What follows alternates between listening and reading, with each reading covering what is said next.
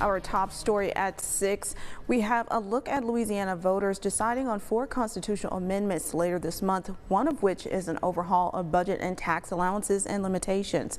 NBC 10's Joel Massey has more on what this amendment does.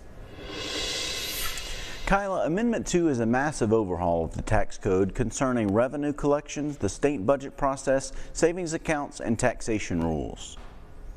Jan Moeller, Executive Director of Invest in Louisiana, is critical of the way Governor Jeff Landry and the legislature went about getting Amendment 2 on the ballot. Amendment 2 is kind of the governor's backup plan when he could not get the legislature to call a constitutional convention. And the backup plan was to rewrite the longest section of the Constitution, which deals with taxes and finance. So what you have on the ballot is 91 words. But what really is in Amendment 2 is 115 pages of changes to the state's budget and tax policy.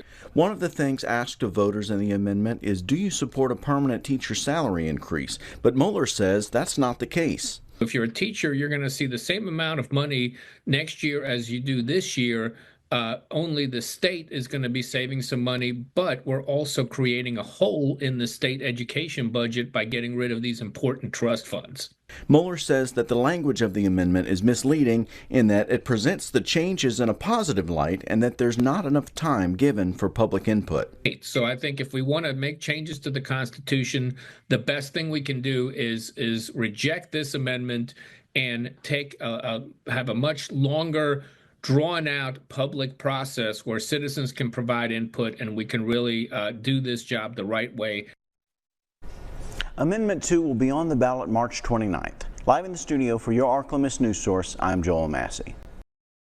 Back in March, Governor Jeff Landry and the Louisiana legislature held a special session on crime. One of the issues they dealt with was how to deal with the problem of juvenile crime.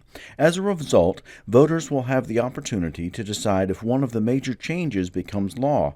Amendment 3 deals with the prosecution of juveniles as adults for felony crimes. Right now, there are 16 specific crimes for which people under the age of 17 can be charged as adults.